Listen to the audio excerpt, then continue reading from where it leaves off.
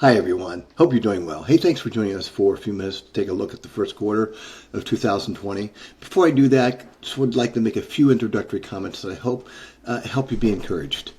We've been through a tough quarter. We faced a virus that is aggressive, that has swept across the globe, bringing a degree of suffering and death that we've not seen in our lifetime. On top of that, in order to fight it, we have essentially shut down the global economy, which brings with it a whole series of consequences, unintended, and public health issues that accompany that as well. So I think we're all facing some unusual anxiety, heightened levels of stress, fear of the unknown, experiencing things that we've never been through before. I'd like to encourage us to remember that this is just a season. We have been through a crisis in the past. We'll get through this one and we'll be okay. And just be thankful for the things that, the blessings you have, being able to spend time with family. This thing has brought about opportunities that, if we could just look at the silver lining in it, help our mental outlook and help us reduce some of the unnecessary stress that we all may be carrying. Looking at the economic side, I want to speak to just the quarter. We're talking about an arbitrary time period, a very short time period that we normally call noise. It really has very little predictive impact on the rest of our lives and how successful we're going to be at achieving our goal. We've been through economic crisis in the past. Just to remind us, 2008, fourth quarter, we were down 20-some% and had no idea where we were going to go. And yet, 2 quarters later, we were up 16.8%. And the following 10 years, we had unprecedented economic growth with the market peaking to an all-time high on February 12th, just a few short weeks ago. So let us be encouraged by it. The second thing that I'd like to talk about is that just today, this morning actually, the GDP was released, and we were down, contracted 4.8%. Remarkable thing is that all of this occurred just in a very short 2-week period of time. The other remarkable thing is that the very same time that the GDP was being announced, we saw the Dow Jones Industrial Average soar. It was up 600 points just a few moments ago, and that was about a 2.5% gain at the beginning of the day. You think, gee, we just had news come out showing a precipitous decline or contraction in our GDP, and yet the market jumps up. Why? It's kind of what we've said before, to keep this in perspective, that the market is always looking forward.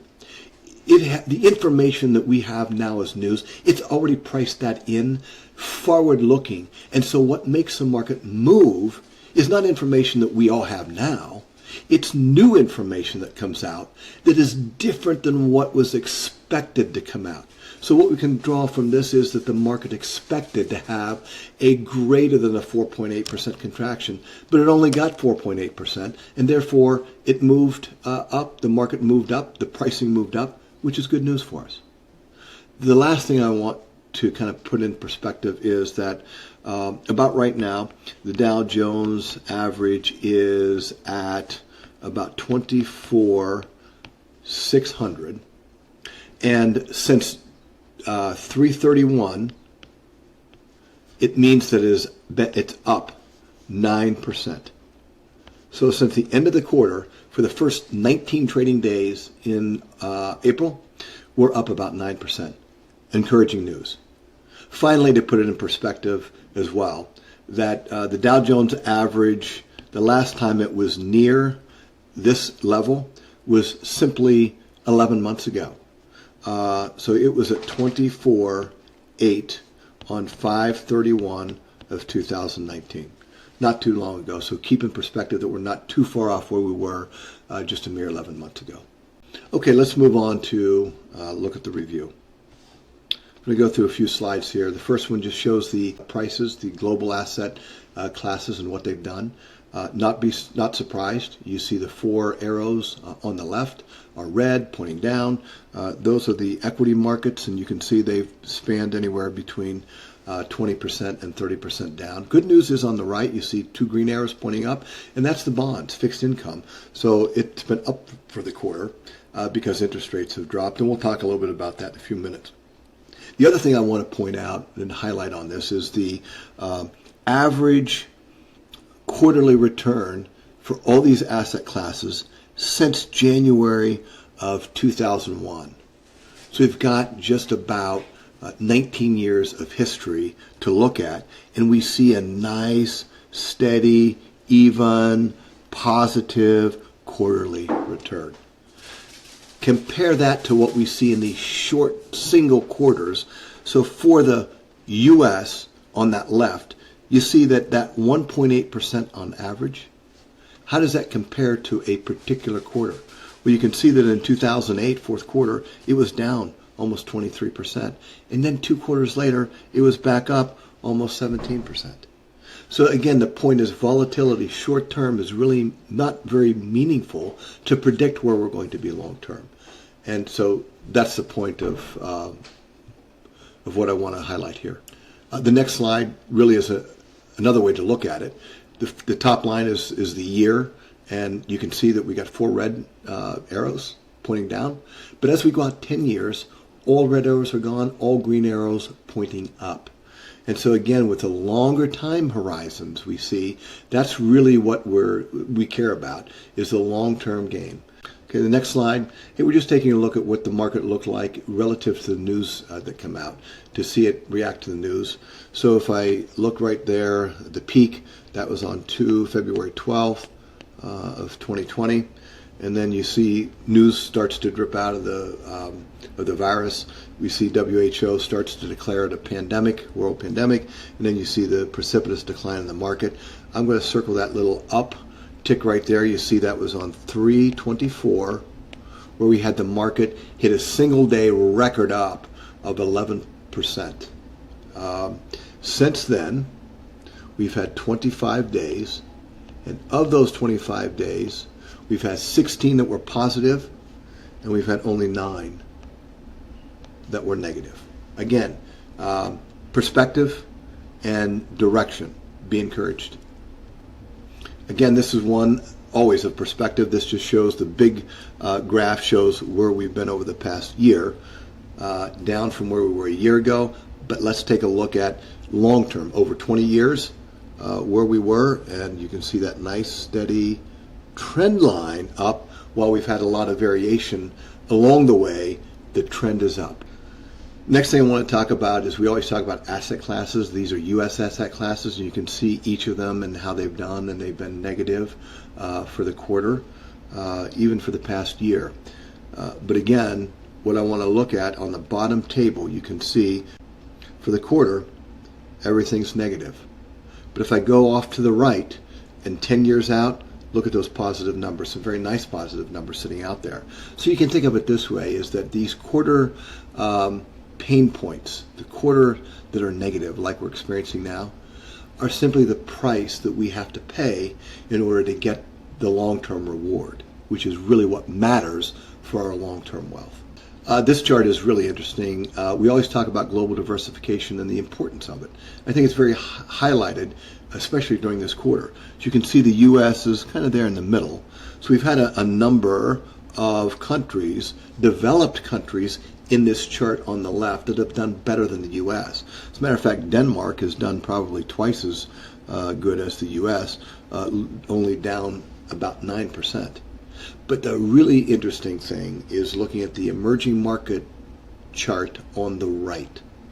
Notice who is sitting at the very top of that chart. Yeah, you guessed it, China. China was the winner in emerging markets. I find that tremendously instructive for us. Those of us who think and we're tempted to think we can pick winners and losers ahead of time. Who would have thought, sitting in January 1,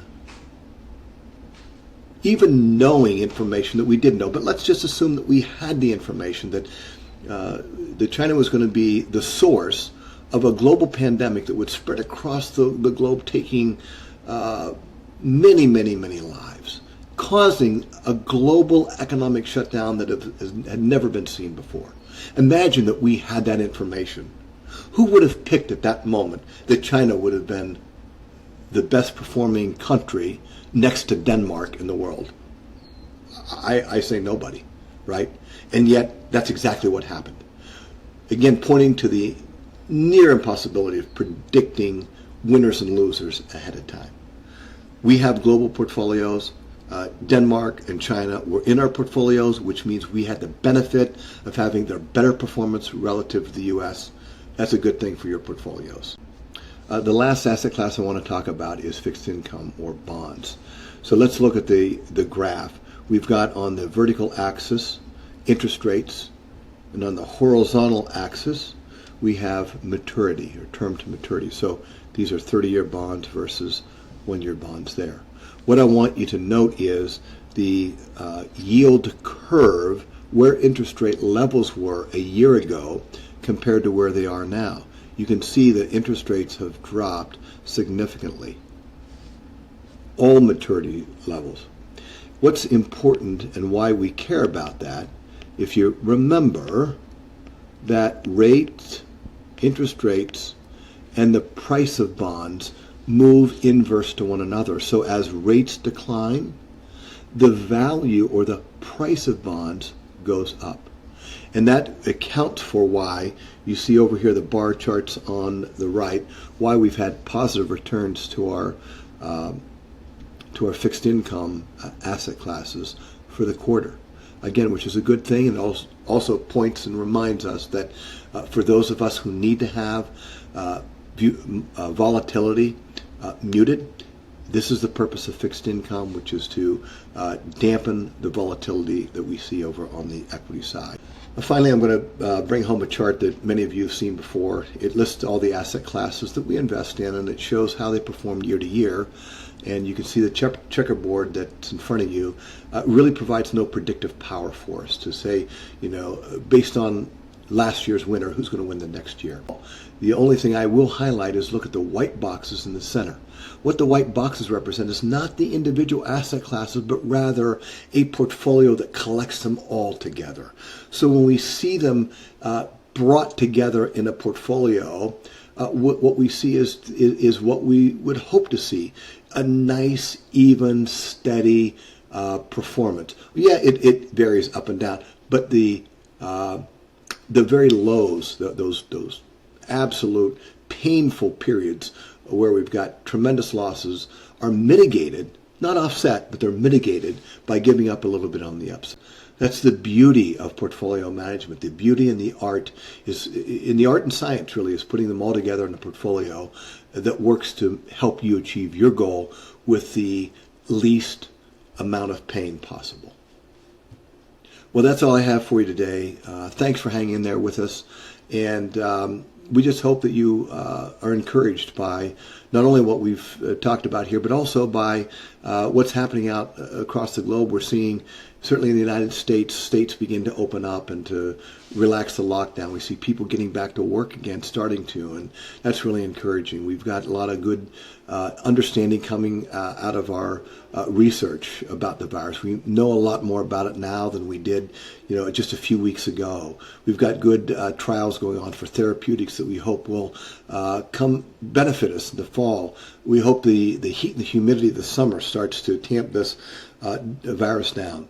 And our social distancing will continue to keep the spread down. So we hope you remain hopeful, optimistic, safe, healthy.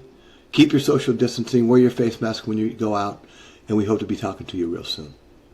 God bless.